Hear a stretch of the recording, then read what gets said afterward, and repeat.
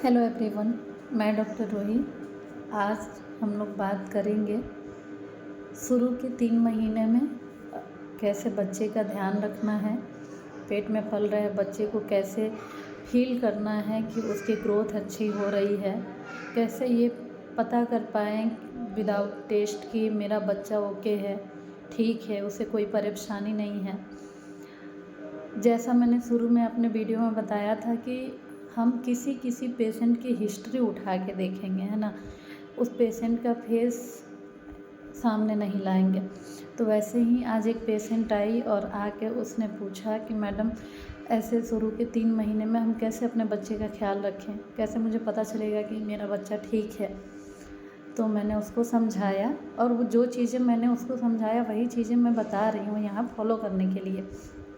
जब baby conceive होता है, बच्चा रुकता है, तो सबसे पहले माँ जो होती है उनको 6-7 परेशानी होती है।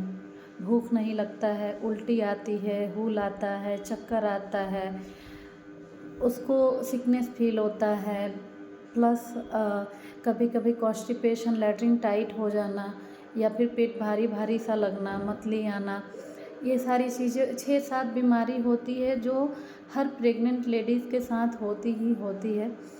समटाइम्स कभी कभी ऐसे पेशेंट होते हैं जिनमें कोई सिम्टम्स नहीं आते हैं, फिर भी वो प्रेगनेंसी में अच्छे से 9 मंथ कैरी कर लेती हैं अपना बेबी, और किसी किसी को पूरे सिम्टम्स आ रहे होते हैं फिर भी वो अपना बेबी 9 मंथ कैरी नहीं कर पाती हैं, उनको दिक्कत होता है।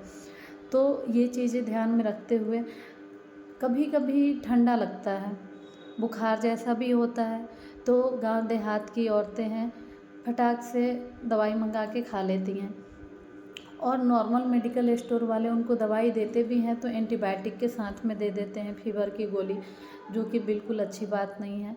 सबसे पहले तो जो 6-7 बीमारी होती है उसमें चक्कर आना, बुखार आना, हाथ पैर में झंझनाहट होना, भूख नहीं लगना, लैट्रिन साफ नहीं होना, पेट में गैस बनाना बराबर बने रहता है, ये सब चीज़ें।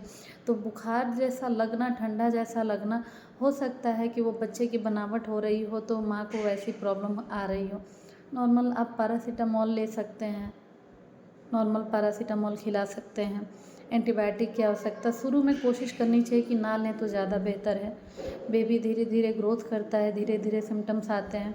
कोशिश करना चाहिए कि हमेशा नीचे का हेयर ग्रोथ जो हो क्लीन करके रखें, पैर के नीचे 2 तकिया लगाएं, पैताना हमेशा ऊंचा रखें, सिरहाना नीचे करके सोएं, और कोशिश करें शुरू के 3 महीनों में फिजिकल रिलेशनशिप ना बनाएं, कोई ऐसा भारी प्रेशर वाली चीज़ें ना उठाएं।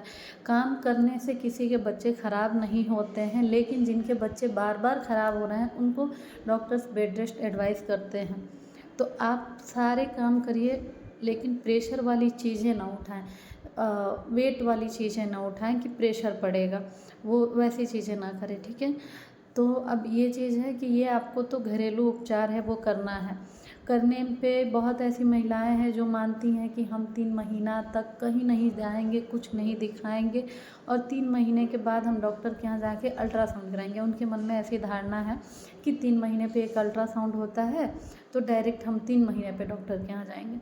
तो जिनके बच्चे बार बार ख़राब हो रहा है, एटलीस्ट वो 3 महीने के पहले जब उनको प्रेगनेंसी का पता चले तो डॉक्टर के यहाँ जाए।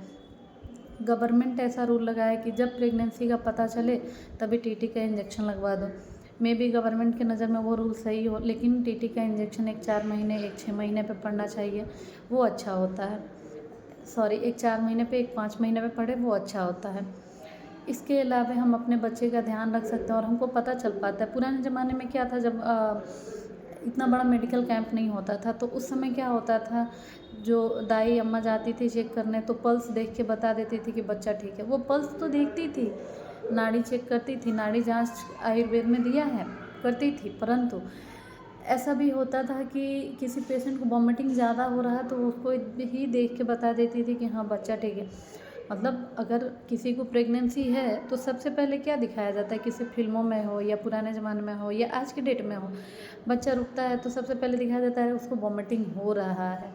वॉमिटिंग जो कर रही है इसका मतलब बच्चा बिल्कुल ठीक है, स्वस्थ है। तो शुरू के 3 महीने में उल्टी, चक्कर, हुल, ये सब कोई बहुत बड़ी परेशानी नहीं है। हाँ, अगर बहुत ज़्यादा कॉन्स्टिपेशन है, लैट्रिन 2-3 दिन तक नहीं हुआ या फिर वॉमिटिंग ज़रूरत से ज़्यादा, दिन में 6 बार से अधिक अगर वॉमिटिंग हो रही है तो आप मेडिसिन का यूज़ कर सकते हैं। आप अपने डॉक्टर से जाके मिलिए। शुरू के 3 महीने में फोलिक एसिड का इस्तेमाल करिए। बाकी ऐसे छोटे-छोटे अगर कुछ दिक्कत आती है तो आप अपने डॉक्टर के पास, नज़दीकी जो भी आपके गायनेकोलॉजिस्ट हैं उनके यहाँ जाएँ, अपना ट्रीटमेंट कराएँ। और जिनके बच्चे बार बार ख़राब होते हैं, मैं उनसे ये रिक्वेस्ट करना चाहूँगी कि जिनके बच्चे ख़राब हो रहे हैं बार बार या फिर बच्चे नहीं बच पा रहे हैं, वो जब उनको पता चलता है कि मेरे पेट में बच्चा है, मैं बेबी कंसीव कर ली हूँ, प्रेगनेंसी टेस्ट पॉजिटिव आ रहा, वो तभी जाके किसी अच्छे गायनेकोलॉजिस्ट से कंसल्ट कर लें।